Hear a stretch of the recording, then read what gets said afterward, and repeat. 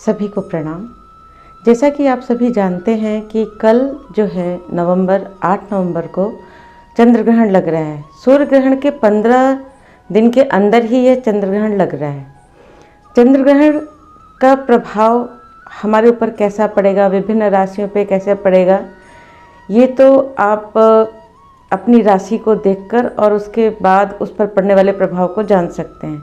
लेकिन सबसे ज़्यादा प्रभाव जो है इस बार चंद्र ग्रहण का प्रभाव मेष राशि पर पड़ रहा है और मेष राशि की उग्रता अधिक है, इसलिए मेष राशि वालों को थोड़ा सा ज़्यादा सावधान रहने की आवश्यकता है।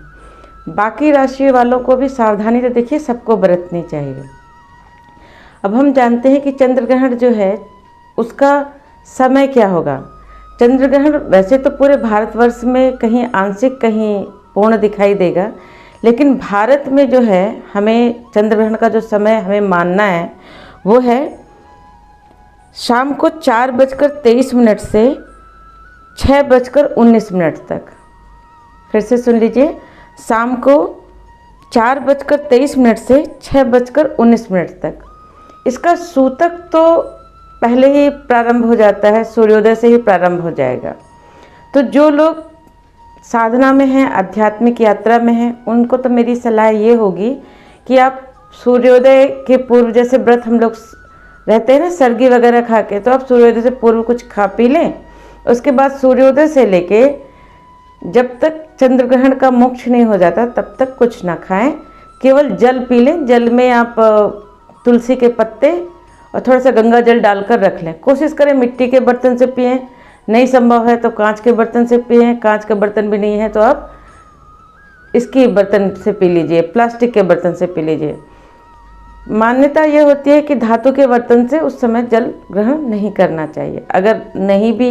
अगर यह भी संभावना नहीं है तो तुलसी के से थोड़ी तो आपको राहत मिल जाएगी।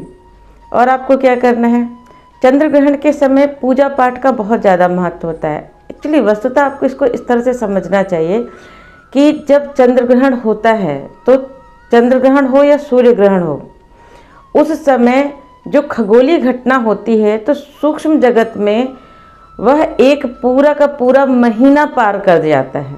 तो पूर्ण चंद्र ग्रहण का मतलब होता है कि उस 2 घंटे के अंतराल में, चंद्र ग्रहण के मेन अंतराल में आपका 30 दिन सूक्ष्म जगत में बीत जाएगा। तो इसीलिए कहा जाता है कि कोई पका हुआ भोजन नहीं करना चाहिए। अब वो 30 दिन लगा इतनी तेजी से बीतेगा तो उसमें क्या है, कई प्रकार की नकारात्मक ऊर्जा जो होंगी वो जनरेट होंगी। तो पके हुए भोजन में श्रीमद् भगवत गीता में कहा गया है कि पका हुआ भोजन जो है वो हमें पकने के 3 घंटे के अंदर खा लेना चाहिए। अब यहाँ तो पूरा 30 दिन निकल रहा है सूक्ष्म जगत में, तो भोजन प्राणहीन नकारात्मक हो जाता है। फिर बात होती है कि बाल वृद्ध रोगी कैसे खाना खाएंगे। तो उनके लिए ये है कि बाल वृद्ध रोगी के लिए ये है कि आप वो चीज़ें खाएं जो आप 30 दिन तक स्टोर करके रख सकते हैं। जैसे फल है, कच्चे फल हैं, कोई भी पका चीज़ ना खाएं। अगर आपको भूख लगती है, किसी को व्यवस्थावश खाना पड़ता है, तो आप एक दिन पहले आज शाम को फल खरीद कर रख लें और फलों को कच्चे रूप में खाएं, फलाहार करें, कुछ भी पका कर न खाएं उस समय पे, ठीक है। और क्या कर सकते हैं, अगर मान लीजिए बहुत ही ज़्यादा बीमार हैं, अगर उनको फल खाने की इच्छा नहीं, उनको बिस्किट्स वगैरह दे दीजिए। जो चीज़ें आप 30 दिन तक स्टोर करके रख सकते हैं वो सारी चीज़ें आप इस समय खा लीजिए। और क्या करना है, अगर मान लीजिए जो आध्यात्मिक में नहीं है, जो पूरे दिन व्रत नहीं रह सकते, तो उनसे मेरा अनुरोध है वो शाम को 4 बजे से पहले खा लें। और उसके बाद सूर्यास्त के बाद जब चंद्रमा का मोक्ष हो जाए 6:16 के बाद, तो आप क्या कर सकते हैं कि आप उस समय जाकर खाना किचन साफ करके उसमें गंगा जल छिड़क कर 6:19 के बाद, यानी मान के चलिए आप 20 मिनट के बाद गंगा जल छिड़क कर नया खाना बनाकर साफ सुथरा भोजन बनाकर खा लें। दूध इत्यादि में तुलसी वगैरह डाल दें अगर आप दूध स्टोर करके रखते हैं तो। ये छोटे छोटे प्रयास कर लें। अब कहा जाता है कि जब ग्रहण लगता है तो कोई चाकू छुरी इत्यादि गर्भवतियों को नहीं टच करना चाहिए। किसी को भी नहीं टच करना चाहिए। फल इत्यादि काटने के लिए मना किया जाता है, सब्जी इत्यादि काटने के लिए मना किया जाता है, आग इत्यादि के पास रहने के लिए मना किया जाता है। तो इसका रीज़न ये होता है कि जब सूक्ष्म जगत में बड़ी तेज़ी से उस समय 30 दिन का समय व्यतीत हो रहा होता है तो कई तरह की किरणें निकलती हैं, वो किरणें धातु पर सबसे ज़्यादा असर करती हैं। तो हमें क्या करना चाहिए, किसी भी धातु के प्रयोग से बचना चाहिए। चाकू छुरी ही नहीं, आपको किसी भी प्रकार के धातु से बचना चाहिए। आपको उस दौरान बाहर जाने से बचना चाहिए, आकाश के नीचे डायरेक्ट जाने से बचना चाहिए। और क्या करना चाहिए, सोना नहीं चाहिए।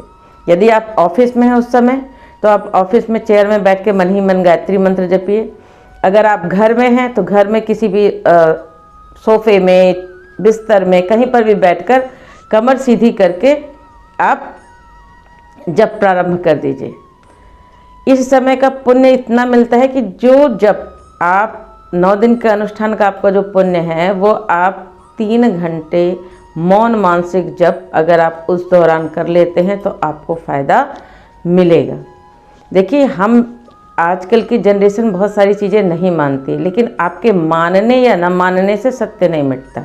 हम लोगों ने अपने दादा दादी को नहीं देखा, परदादा दादी को नहीं देखा, तो क्या वो इस दुनिया में नहीं थे? थे, अब वो चले गए।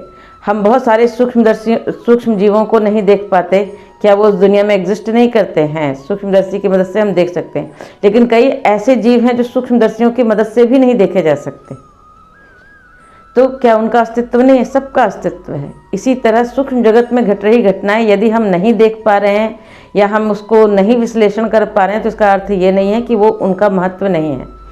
हमारे यहाँ पर जो ज्योतिष विज्ञान बना था, जो वेदों में बात कही गई है, जो परंपराएं बनाई गई हैं, उसके पीछे एक सॉलिड रीज़न है जिसे हमें जितना संभव हो मान सकते हैं तो हमें मानना चाहिए।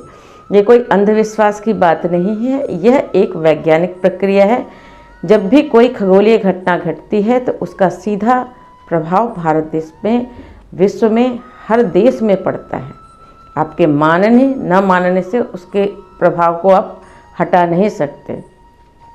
इसलिए अपने जीवन में स्वास्थ्य चाहते हैं, आरोग्य चाहते हैं, गर्भवती बच्चियों माताएं जो अपने बच्चों में सकारात्मक ऊर्जा चाहती हैं तो वो उस समय मौन मानसिक जप गायत्री मंत्र का करते रहें, महामृत्युंजय मंत्र का करते रहें। मंदिर में जाना भी वर्जित है। क्यों? क्योंकि जब आप मंदिर में जाएंगे, हमारे यहाँ पे मान्यता क्या है कि हम लोग नहा धोकर पूजा पाठ करते हैं, पवित्र होकर पूजा पाठ करते हैं। जब खगोलीय घटना चल रही है उस समय आप जब कोई भी धातु स्पर्श करेंगे तो उसमें नकारात्मक ऊर्जा आपके अंदर प्रवेश करेगी। तो हमें क्या करना है, धातु वर्जित नहीं करना है, टच नहीं करना है। अब जब आप पूजा पाठ करेंगे तो कहीं ना कहीं आप धातु का स्पर्श कर ही लेंगे, इसलिए पूजा पाठ उस समय वर्जित होता है। मंदिर बंद होते हैं, कोई भी नहीं काम करना चाहिए, केवल मौन मानसिक जप करना चाहिए। क्योंकि जो हमारा मन है, मन चंद्रमा से सीधे जुड़ा हुआ है।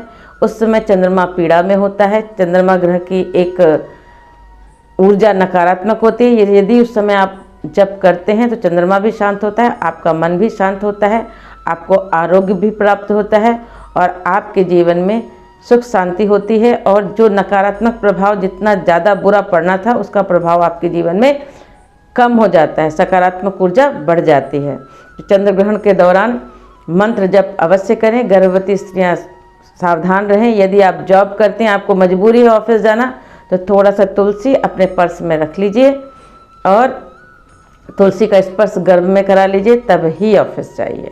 और अगर आप घर में रह सकते हैं तो सबसे अच्छा है। समय आप याद रख लीजिए, समय आपको मौन मानसिक जप करना है शाम को 4:23 से 6:19 तक। लगातार जप करिए, अपना ख्याल रखिए। नमस्कार।